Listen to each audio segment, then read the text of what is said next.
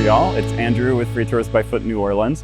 We're gonna do something a little bit different today. We're gonna take you for a ride on Bayou St. John. This is one of New Orleans' natural waterways, and going on swamp tours and stuff is a thing that tons of people do when they visit us, but unbeknownst to a lot of folks, there is natural wetland, or at least natural things that come from wetlands right in the middle of the city. We right now are by a streetcar that runs to the French Quarter. We're by New Orleans City Park. We're by a gorgeous row of houses along Esplanade Avenue. And if y'all want to explore that part of the city more broadly, you can see our videos on City Park and on Esplanade. But this is a part of the city in terms of history that goes back deeper than even the French Quarter, which is often thought of as the city's first neighborhood. And so there's a lot of stories to tell here. We're gonna mix up some of those stories with just some of the experience of being on a boat in Bayou St. John. We're gonna be doing this ride with a group of friends, and we gotta start by introducing you to one of those friends. We are able to do this in the first place thanks to the help of our fellow tour company, Kayakity Yak Kayak Tours. So we're gonna meet Sarah, the person in charge of that. So y'all, we have here for starters, Sarah, who is co-founder and co-owner of Kayakity Yak Kayak Tours. Thanks for spending some time with us today. Absolutely. So as co-founder and co-owner, I assume you're also co-namer. For yes. people who are not familiar with this aspect of New Orleans humor, can you explain the joke? Well, I mean, there's not too much thought involved, but you know the old song, yakety yak, don't talk back. Sure. So we started with that kayakety yak, but then a yat is a local person, right? So then we just changed the K to a T. So we are the Kayakity Yats. We haven't talked accents a lot, y'all, on the channel so far, so if you're not familiar with the Yat accent, it is not what you're hearing right now. Although I don't know if this points towards your origin story. I'm local, but I don't have the Yat accent. Not from that part. Yeah. Gotcha.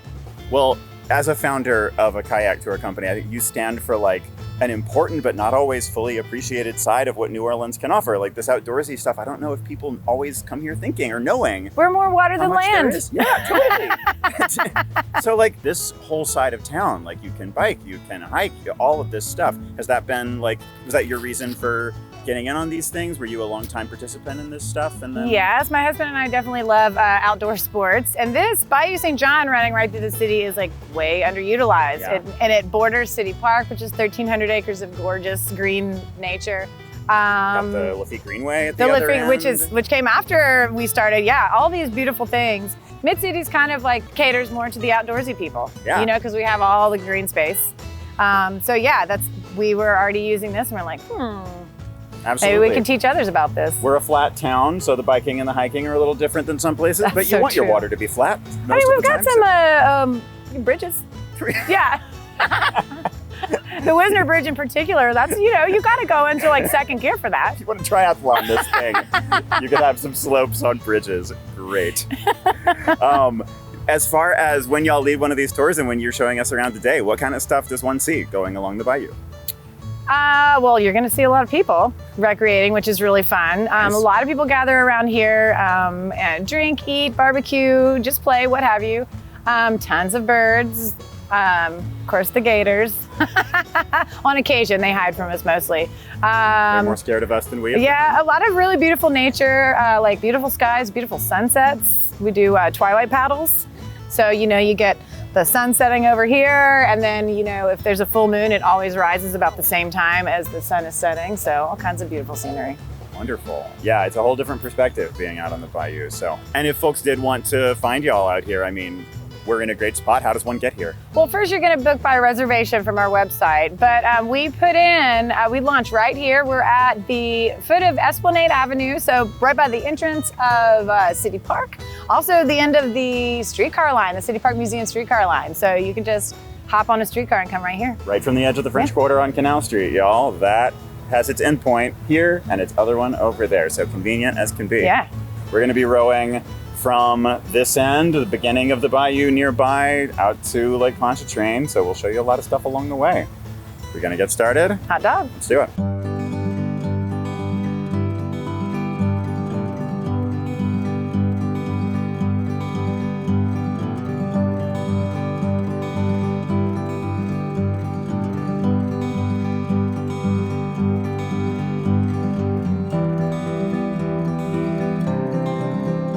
All right, so welcome to Bayou St. John, officially. So just some general information. Bayou St. John is about 4 miles long, and it averages about 15 feet deep.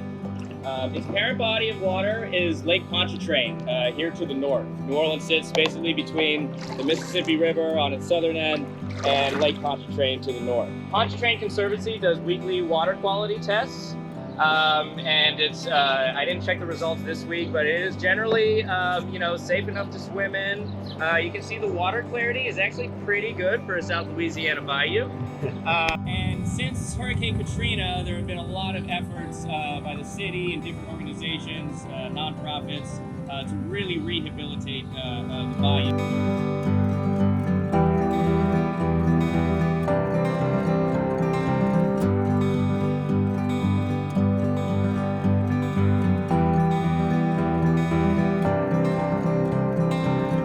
When the Europeans came over here, they very much so largely depended on the Native Americans to do anything here. They did die in large numbers in the beginning, but they would have died even more had it not been for the Native Americans. So for many years after the founding of New Orleans, that no French ships came here, things like that, and so the Native Americans were providing food, showing them the ways around the land, and ultimately showing the Inville the back way into the city.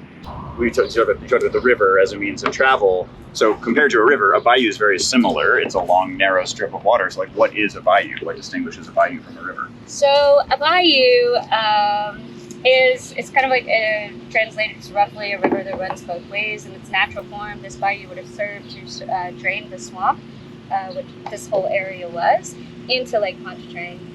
Now, due to levee building and subsidence, the mouth of the bayou is actually lower than Lake Pontchartrain, so it can't obviously drain in there anymore. It's really hard to overstate just how important Bayou St. John and the port city of New Orleans was to the world trade economy of the 1800s, right? And so New Orleans, more than anything else, is positioned in this unique geographic position to give it an economic advantage over other cities in the United States of the time. At the time, all long distance travel and trade is waterborne, right? And so New Orleans sits sort of as the northernmost Caribbean city, and it also sits basically at the mouth of the Mississippi River, right? And so it provides access to the Caribbean, South America, the Atlantic trade, while also providing access to the interior of the continent, right? Population goes from around 8,000 to like 175,000, becomes the third largest city in the United States.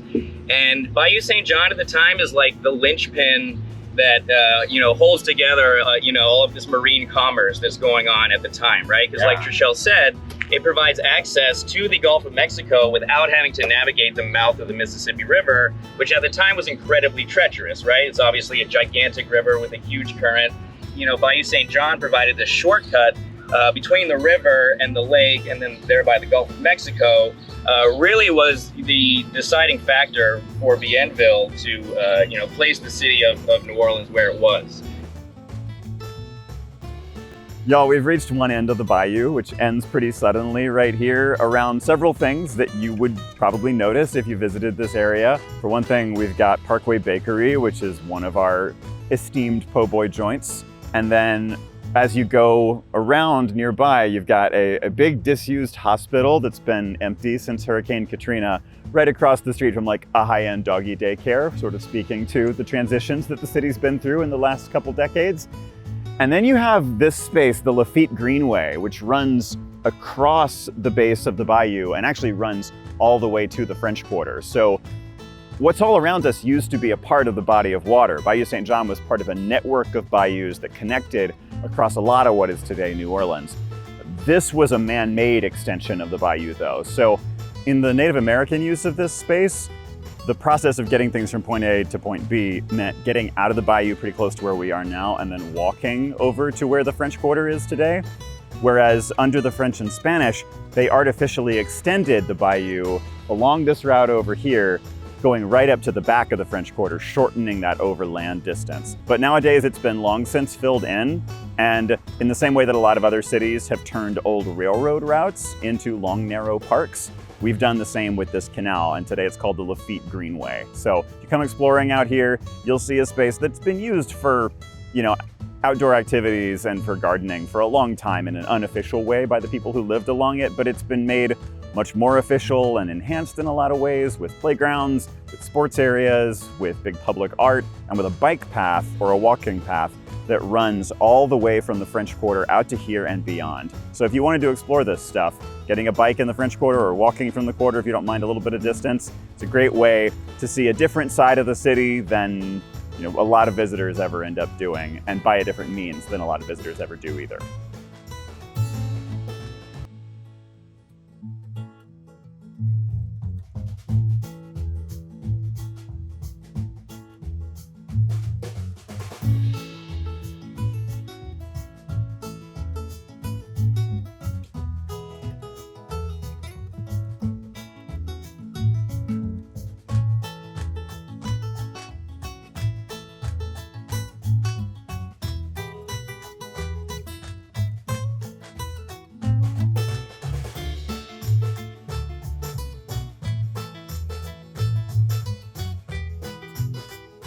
We're like halfway along the bayou at this point, y'all, and the way is you get this crazy stuff in the background.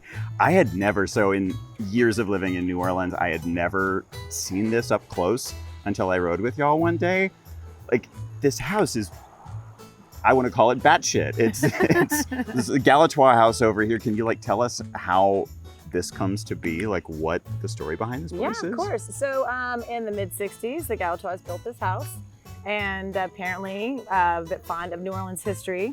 So throughout the years, Mrs. Galatois had been collecting pieces and parts of old New Orleans structures and warehousing them. So when they commissioned this house to be built by Al Ledner, or designed, they asked him to sort of incorporate all this stuff. So it's sort of like a living museum. So from the cobblestones in the driveway to the front entrance, to the island in the kitchen, they all come from significant New Orleans places. Yeah, these convent windows reused but turned upside down to just make sure you're not in a convent.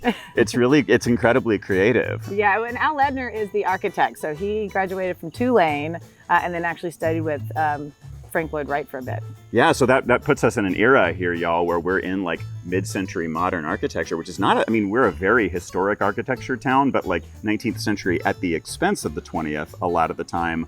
Where we see 20th century architecture a lot of times, it's ranch houses in the suburbs. We don't get to see this much freer expression of it very often, but he's the guy. Yeah, if you want it. 3 houses on this island and several around this town. So we have this island that is developed in the mid 20th century. So why wasn't this land used earlier than that? It's a meander in the bayou, and so it's pretty narrow and crooked, and so it made transportation really challenging back in the day. So around the Civil War, they dredged this sort of straight portion on the west side of it to make navigation easier, and then incidentally an island was created. And so in the 50s and 60s, these gentlemen developed it, and of course we know the climate in the 50s and 60s. It was pretty hard to get your hands on property if you were not white. Yeah. And so they did not discriminate when they were selling off these properties. So it's been ethnically diverse since then and still is, and home to several amazing New Orleanians, from civil rights leaders to politicians, successful business owners, restaurateurs, musicians, the whole gambit. That's incredible. In the heyday of urban housing covenants, this was whoever can afford it basically is in. Oh, and we're in Gentilly now, by the way. So we started off in Mid-City, and now we're in Gentilly. So. Nice. So you get to pass through several neighborhoods on this, the virtue of this particular tour. Mostly we just give you one at a time. Cool. So shall we be on out to Lakeview, do the last stretch of the paddle? Let's do it. All right.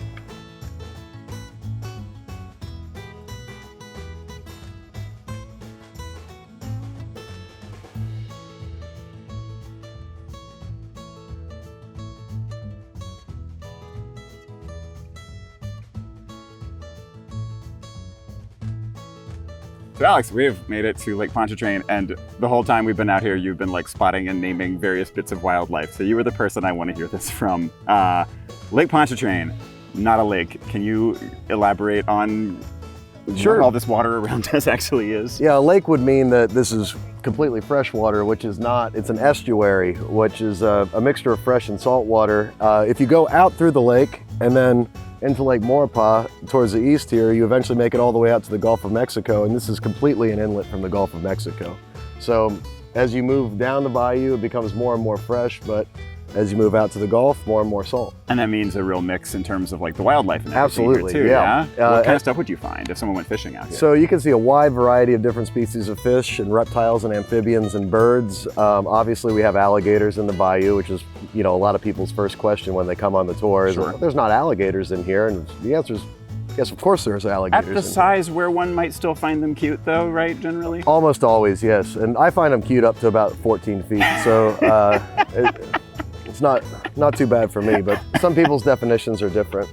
just gotta make them look up cute in the Yeah. broadest of dictionary definitions Yeah, before yeah. before they come on the So thing. you always have to define your terms and stuff like that. So we've defined estuary, we've defined cute. Yeah. Are there so when you say that this lets all the way out into the Gulf of Mexico, we talked earlier about the use of this as a colonial and pre-colonial route for travel. That's what it's doing, right? Exactly. Yeah, that was you know, the closest route to get to Biloxi from New Orleans and you know, pre-New Orleans, this landmass here. But it's been, you know, used that way for a very long time. It's I do a lot of fishing out here. I do a little bit of boating out here, and you get to get acquainted with all sorts of different bird species: cormorants, anhingas, brown pelicans, bald eagles are coming back. You have ospreys and other variety of sorts of raptors. Mississippi kites are very prevalent here, especially in the springtime. We might get to see one or two of those today. A variety of wading birds, and it's just a great place to observe a wide variety of wildlife. And all that like healthy biodiversity, that's like on its way back in. That's yeah? what we're hoping, yeah. And you know, it's a constant struggle between the problems and some hopeful stuff. It's much better than it would have been 30 years ago. And good indications of healthy populations here are the brown pelican numbers and the bald eagle numbers as far as birds go. And both of those numbers have been ticking back up over recent years. So there's a lot of reasons to be hopeful. And all this work that's been done out here, y'all, I mean, to emphasize the sort of like low water mark, I guess, of what it's been up against. Like Sure. Katrina came, this is where Right. everything came in and everything went back out. So the cleanup work out here has been pretty incredible. Absolutely. There's a lot of really dedicated people who, you know, love the bayou and love this neighborhood and put a lot of work into making sure that it's an enjoyable place to recreate.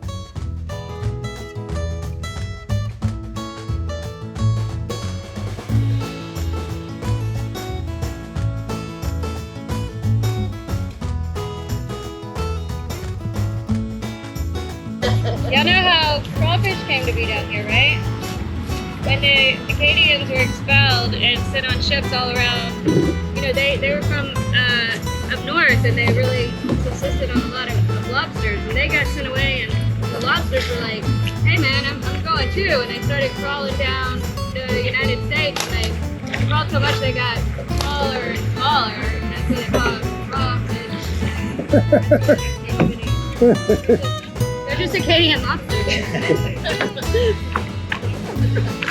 The more you know. That's the basis of my tour. Y'all, thanks very much for watching. Please drop us a like in order to help people find this video, subscribe to find the next one yourself, and if you'd like to tip your guide, you can find the way to do that down in the description. You can also find down there how to connect with Kayakity at Kayak Tours if you'd like to do this exploration in person with them next time you're in town. So look for that URL down below. They are worth your time. Thanks very much. See y'all again soon.